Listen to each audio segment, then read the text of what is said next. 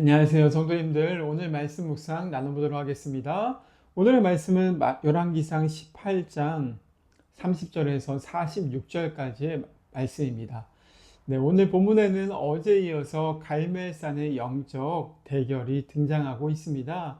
어제 말씀 본문에 엘리야가 바알 선지자 450명과 함께 영적 대결을 펼쳤다. 그리고 아마 아스라 선지자 400명도 있어서 850대 1로서 영적 대결을 벌이고 있는 본문의 내용이 계속해서 나타나고 있습니다. 특별히 그 대결의 내용은 무엇이었습니까? 대결의 내용은 송아지 각각 한 마리씩 번제단에 올려놓고 기도를 해서 그 번제단에 불이 떨어지는 신, 번개를 통해 불을 내리는 신이 진짜 신인 것을 증명하는 것이 그 둘의 대결의 내용이었습니다. 바알신 선지자들은 자신의 신 바알이 번개와 불과 또 비를 주관하는 신이라고 믿지 않았습니까? 그렇기 때문에 자신만만해서 그들은 먼저 그 시험에 응했지만은, 대결에 응했지만은 결코 비가 내리지 않았다. 또한 불도 떨어지지 않았다는 것을 살펴보았습니다.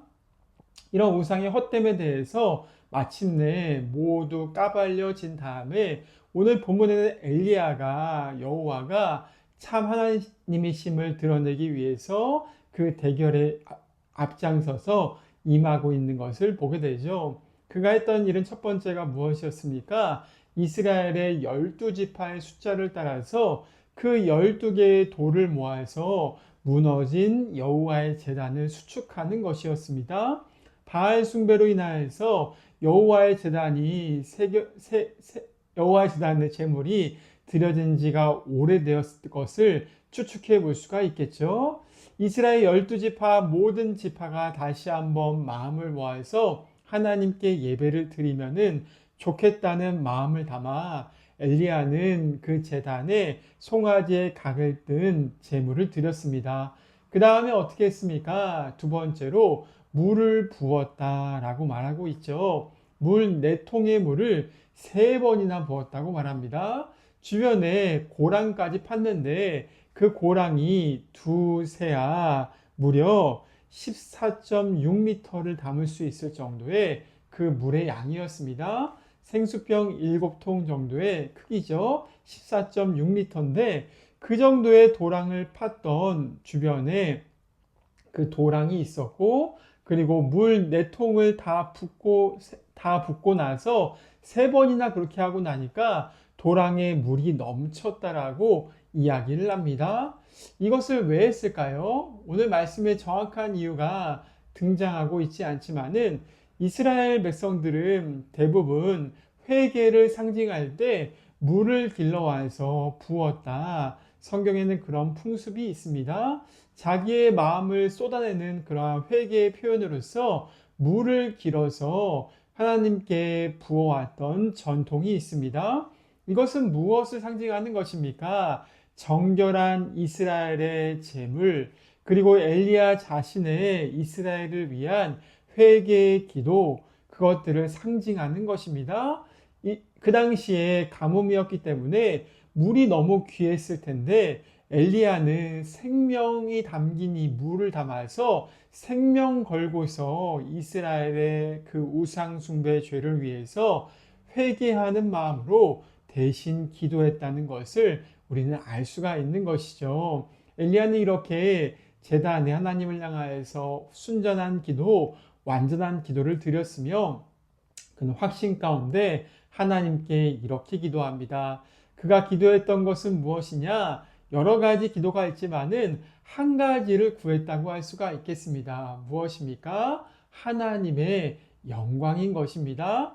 엘리야는 하나님의 영광을 위해서 기도했다. 특별히 그가 어떻게 기도했나 살펴보았을 때 바알이 하나님이 아니라 진실로 여호와가 하나님이신 것을 알게 해달라라는 그러한 하나님의 이름의 영광을 위해서, 그분의 땅에 떨어진 이름이 높아지기를 위해서 기도했다는 것을 알 수가 있습니다. 엘리야는 자기가 하나님의 명령을 받은 종이라고 믿고 있었으며 또 하나님께서 당신의 영광을 불 가운데 드러내셔서 이스라엘 백성들의 마음이 다시 우상에게서부터 하나님께 돌아오기를 간절히 기도하고 있는 것이죠. 이러한 엘리야의 기도 어떻게 됐습니까? 즉각적으로 응답받아서 불이 하늘에서 내려왔다라고 말합니다. 그리고 나서 백성들이 어떻게 말합니까? 그들은 이렇게 말합니다. 39절 말씀 가운데 모든 백성이 보고 엎드려 말하되 여호와 그는 하나님이시로다. 여호와 그는 하나님이시로다 하니라고 말하고 있습니다. 백성들의 마음이 정말 바알이 비나 번개나 하늘의 기상을 주관하는 신이 아니라 이제는 누가 하나님이신 것을 알았습니까? 여호와 하나님이 그 신인 것을 알게 되었다라고 말하고 있는 것입니다. 우리의 기도가 어떻게 되면 좋겠습니까? 순전한 기도, 회개의 기도, 하나님의 이름이 영광을 받으시기 위한 기도가 됐을 때 하나님은 우리 가운데 당신의 응답을 나타내시며 사람들의 마음을 돌이켜서 하나님이 진짜 신이신 것을 보이신다 약속하고 있습니다. 오늘도 엘리야의 기도가 우리의 기도가 되어야 하지 않겠습니까? 예수님도 우리에게 말씀하시죠. 너희는 여호와 하나님 아버지의 이름이 거룩히 여김 받도록 기도해라 라고 우리에게 기도를 가르쳐 주셨습니다. 우리가 그분의 뜻이 우리의 삶 가운데 이루어지기를 간구하고 하나님께 영광을 돌릴 수 있는 그 일이 일어나기를 간절히 구할 때 나의 유익과 우상의 욕망을 위해서가 아니라 주님을 위한 기도를 드리기 시작할 때 주님은 오늘 우리 가운데 당신의 영광을 나타내시겠다는 것을 보여주고 있으십니다. 오늘 우리의 마음이 성령 안에서 이렇게 정결하게 되어서 물과 성령으로 깨끗해져서 하나님의 영광을 위한 아름다운 기도를 드릴 수 있는 그러한 성도님들의 삶이 될 수 있기를 축원드립니다. 두 번째, 엘리야의 두 번째 기도가 등장하고 있습니다. 엘리야는 갈멜산의 승리와 함께 바알 선지자들을 다 처단하고 아합 왕에게 이제 비가 올 것이니까 산 아래로 내려가라. 그리고 사마리아로 다시 돌아가라, 올라가라라고 조언을 했죠. 그 후에 엘리야는 어떻게 했냐? 갈멜산 꼭대기에 올라가서 하나님께 비를 내려달라고 기도하기 시작합니다. 그는 무릎 사이에 얼굴을 묶고서 하나님께 간절히 기도합니다. 그는 하나님의 은혜를 간절히 갈망하면서 기도합니다. 하늘에는 비가 내릴 기미가 보이지 않았지만 엘리야는 사환을 시켜서 하늘에 뭐가 있냐 보고 와라 라고 무려 7번이나 그렇게 요구합니다. 엘리야가 실제로 7번을 보낼 동안에 간절한 기도 끝에 사환이 뭐라고 보고했습니까? 저기 멀리서부터 조각만한 사람 손바닥만한 구름 하나가 몰려오고 있습니다라고 이야기를 하죠. 엘리야는 자기의 기도가 응답받았음을 믿고 어떻게 했습니까? 그 선지자의 권위로서 다시 왕에게 찾아가서 이렇게 이야기하죠. 빨리 내려가십시오. 조금 있으면 비에 길이 막힐 것입니다. 라고 믿음으로 선포합니다. 그리고 나서 곧바로 45절에 조금 후에 구름과 바람이 일어나서 하늘이 캄캄해지고 큰 비가 내렸다라고 말하고 있습니다. 3년 가뭄이 끝장나고 우상의 헛됨이 드러나고 여호와 하나님의 참되심이 드러나자마자 영적인 블레싱 축복이 그 이스라엘 백성들 가운데 찾아왔다는 것을 보여주고 있습니다. 이 기도 얼마나 위대한 기도입니까?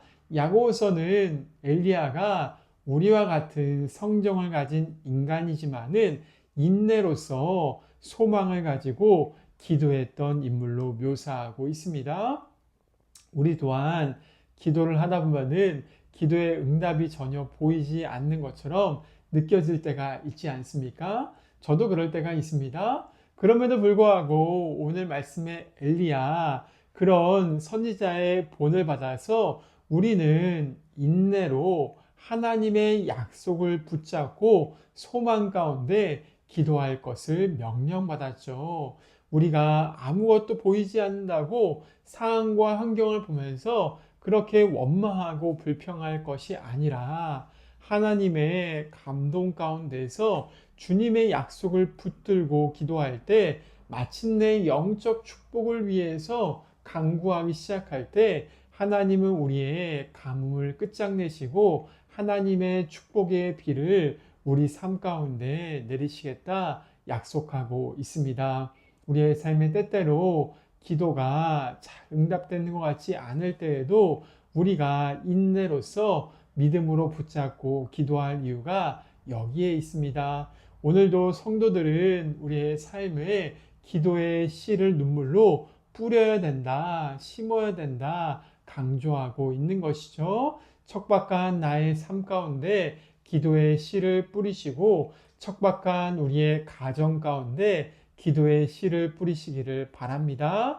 척박한 우리의 교회 현실 가운데 눈물로 기도의 씨를 뿌리시며 캄캄한 이 나라의 민족 가운데 그 안타까운 상황들을 보면서 절망하는 것이 아니라 기도의 씨를 뿌릴 수 있기를 바랍니다. 기도는 언제든지 주님의 때에 응답을 가져오게 될 것이며 결국에 기쁨으로 단을 거두고 돌아온다는 주님의 약속이 있습니다. 오늘도 엘리야가 3년 가뭄의 끝자락에 주님을 믿음으로 바라보며 기도했고 믿음으로 그 조각만한 성취를 예언하면서 선포했듯이 우리 또한 기도하면서 나아가고 조그마한 응답에 기미가 보였을 때 감사와 내 말의 선포로서 주님이 행하실 것들을 바라볼 수 있는 소망 가운데 주님을 주목할 수 있는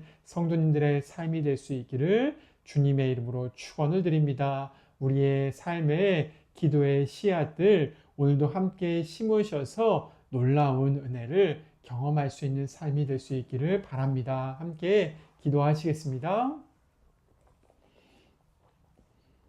하나님 아버지 감사합니다. 오늘도 함께 엘리야의 능력 대결을 통하여서 정말 우상 숭배의 모든 것들을 다 끝장내고 하나님의 축복의 문을 열었던 그 선지자의 놀라운 기도에 대해서 다시 한번 묵상해 봅니다. 하나님, 우리의 영적 현실이 아무것도 보이지 않는 것처럼 보여도 하나님의 약속에 언약을 믿으면서 오늘도 주님을 구하게 하여 주시옵소서. 우리의 기도 제목들 가운데 헛된 것들을 바라는 더러운 우상숭배의 욕망으로부터 깨끗하게 될 수 있도록 도와주시고 하나님의 영광을 위해서 우리가 다시 한번 기도하는 마음을 허락하여 주시옵소서. 성령께서 우리 마음 가운데 그 놀라운 은혜를 주셔서 가장 좋은 것들로 응답하시며 인내와 소망 가운데 우리를 향해 축복을 준비하고 계시는 주님을 바라볼 수 있기를 원합니다. 우리의 믿음이 무너지지 않도록 오늘 하루도 우리의 기도의 무릎을 일으켜 주시고 주님 바라볼 수 있도록 도와주시옵소서. 우리의 개인의 삶 가운데 영적인 기쁨과 평강과 은혜의 열매가 맺히게 하여 주시옵소서. 우리의 가정 가운데 묶여 있는 것들이 풀려지며 영적인 결박과 어두움들이 떠나가게 하여 주시옵소서. 우리의 교회 가운데 하나님의 영적 축복의 문이 열려서 다시 한번 이 땅 가운데 주님의 이름이 거룩히 여김을 받는 그러한 영적 부흥의 교회가 세워질 수 있도록 도와주시옵소서. 이 나라 민족의 어두운 현실 가운데 주님께서 모든 우상의 헛됨을 드러내시고 하나님만이 이 나라에 복을 줄 수 있는 분이신 것을 바라볼 수 있는 은혜가 임하게 하여 주시옵소서. 주님께 모든 것들을 맡겨드리며 감사드리며 예수님의 이름으로 기도드립니다. 아멘. 오늘 하루도 평안하세요.